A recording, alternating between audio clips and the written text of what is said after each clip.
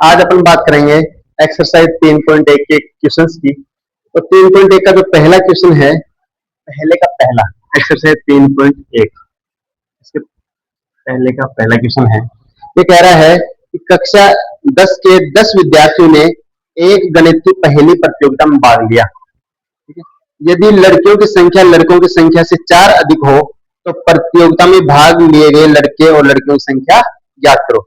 और इन प्रश्नों को अपने को हल करना है ग्राफ विधि से। तो सबसे पहले कह रहा है कुल कक्षा में जो कक्षा 10 के लड़के, कक्षा 10, ठीक है, और कक्षा 10 के विद्यार्थियों ने गणित की पहेली में भाग लिया और कुल विद्यार्थियों की जो संख्या है वो है 10। कुल विद्यार्थियों की संख्या कितनी है? 10। तो सबसे पहले ये कह रहा है कि लड़के और लड़की की संख्या बतानी अपने को। तो माना, इसमें अपने को मानना पड़े, पहले अपन समीकरण बनाएंगे, समीकरण बनाने के बाद में समीकरणों का हल निकालेंगे। तो अपन इसका सॉल्यूशन लिखे, माना लड़कियों की संख्या, माना लड़कियों की संख्या क्या है? x। लड़कियों की संख्या क्या मान लिया अपन ने? x। और लड़कों की संख्या, और लड़कों की संख्या, लड़कों की संख्या को अपन ने मान लिया y। अब सवाल कह रहा है कि जो लड़के और लड़कियों की कुल संख्या है वो कितनी है? 10। कुल विद्यार्थी कितने हैं? 10। तो इसका मतलब x प्लस y बराबर कितना आ गया? 10। ये अपने पास एक समीकरण बन गया। ठीक है, कुल विद्यार्थी कितने हैं? 10। तो x प्लस y बराबर कितना हो गया? 10। अपन लिखे प्रतियोगिता में भाग लेने वाले कुल विद्यार्थी, प्रतियोगिता में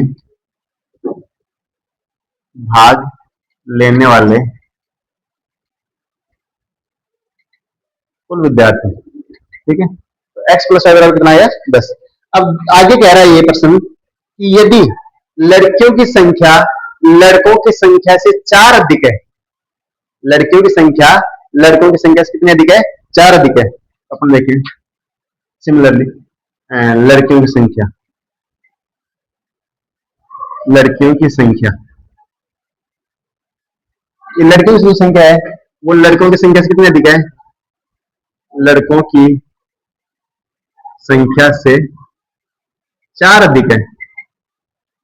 अब लड़कों की संख्या से 4 अधिक है तो लड़कियों की संख्या कितनी है हमारे पास? x।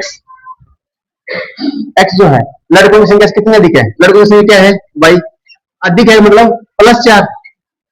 अधिक है इसका मतलब क्या हो गया? +4। तो यहां से दूसरा समीकरण बन गया अपने पास x बराबर y प्लस 4। अब इन समीकरणों को अपन क्या करना है? हल करना है और फिर उसका अपन क्या बनाना है? ग्राफ बनाना है और ये बताना है कि उस क्लास में कितने लड़के हैं और कितनी लड़कियां हैं। ठीक है, तो अब देखो समीकरण 1 के लिए, समीकरण 1 के लिए, 1 के लिए अपन इसको 1 को हल करें।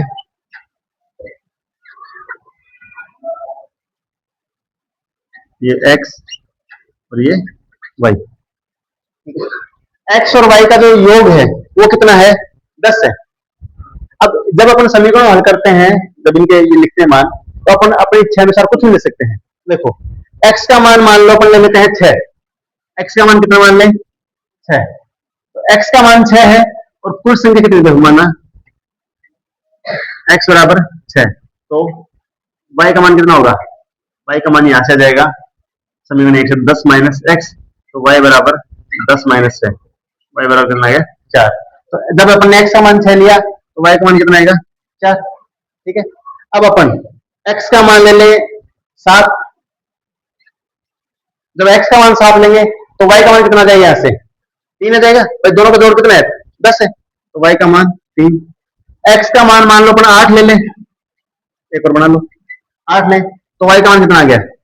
2। तो इस प्रकार पहले समीकरण के लिए लिख दिया अपने, समीकरण 2 के लिए, समीकरण 2 के लिए। अब समीकरण 2 के लिए वापस से अपन करें,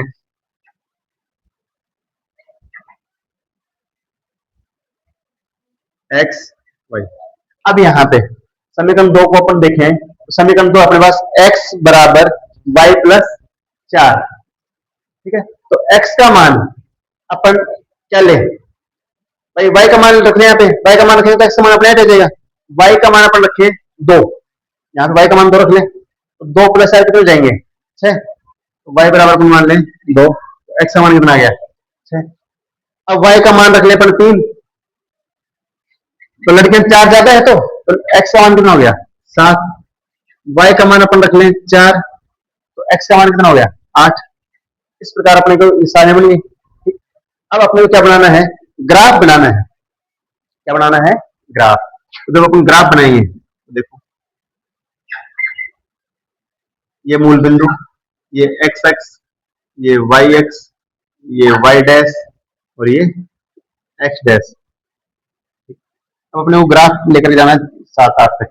तो 1 2 3 4 5, इधर 1 2 3 4 5 6 7, माइनस का 1 -2 -3 -4 -5 -1 -2 -3। इस प्रकार से अपने को ग्राफ बनाना है। ठीक, अब इसको अपन ग्राफ को करें तो पहले देखें यहां से x का मान 6 है और y का मान कितना है 4, तो x का मान 6 ये यहाँ पे आ जाएगा, x का मान 6 ये रहा, y का मान 4 ये जो पॉइंट आएगा, ये जो पॉइंट आएगा ये आएगा अपने पास 6,4।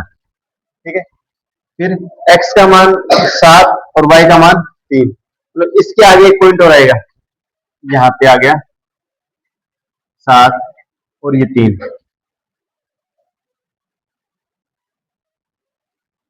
ये जो पॉइंट आया ये आ गया 7,3। ठीक है, अब इसको अपन दूसरे मानों को रखें, तो यहां से देखो x का मान 6, y का मान 2, x का मान 6 और y का मान 2, तो ये इसी पॉइंट पे आ गया। ठीक है, x का मान 6 और y का मान 2 इसी पॉइंट पे आ गया। दूसरा x का मान 3, y का मान 3 और x का मान 7, तो ये अपना एक ग्राफ को थोड़ा सही करते हैं एक बार, देखिए। अब देखो अपन ने ग्राफ बनाया, अभी पॉइंट अपन ने लिखे हैं, x का मान 6 है, y का मान 4 है, तो ये पॉइंट अपने पास हो गया 6,4। x का मान 7 है, y का मान 3, तो ये 7,3। इस प्रकार अपने पॉइंट नोट कर लिए। अब ये जो लाइन बनाए अपन, एक लाइन तो ये हो गई अपने पास, यहां से आ गया अपने पास x प्लस वाई बराबर 10 वाली लाइन। दूसरी जो लाइन है वो अपने पास ये है, इसको अपन लिखें x बराबर वाई प्लस 4। अब ये दोनों रेखाएं जिस बिंदु पे काट रही हैं, तो वो पॉइंट कौन सा है 7,3। इस 7,3 पर ये दोनों रेखाएं एक दूसरे को काट रही हैं, तो ये 7,3 इस समीकरण युग्म का क्या हो गया हल, समीकरण युग्म का हल। यह आया अपने पास 7,3। इसका मतलब x का मान तो कितना है 7 और y का मान कितना है 3। अब अपन ने x क्या माना था, x माना था अपन ने लड़कियों की संख्या, x क्या मानी थी अपन ने लड़कियों की संख्या, तो अपन यहां से लिख सकते हैं लड़कियों की संख्या कितनी है 7, लड़कों की संख्या कितनी है, लड़कों की संख्या मानी थी अपन ने y का मान कितना आ गया 3, तो लड़कियों की संख्या 7 है, लड़कों की संख्या कितनी है 3, और पूरी कक्षा में कुल कितने विद्यार्थी हुए 7 और 3 10। फिर सवाल ये कह रहा था कि लड़कियों की संख्या है वो लड़कों की संख्या से 4 ज्यादा है, देखो लड़कों की संख्या कितनी 3, लड़कियों की संख्या 7, कितनी ज्यादा है 4 ज्यादा है। तो इस प्रकार से अपने को इन क्वेश्चंस को हल करना है। फिर भी यदि किसी क्वेश्चंस में आपको डाउट हो तो आप कमेंट में नंबर लिख देना। ग्राफ वाले क्वेश्चंस आप प्रैक्टिस करना, उसके अलावा फिर अपन अनुपातों वाले जो क्वेश्चन है भाई हल संगत है या नहीं है, असंगत है, जो भी है वो अपन देखेंगे। Thank you.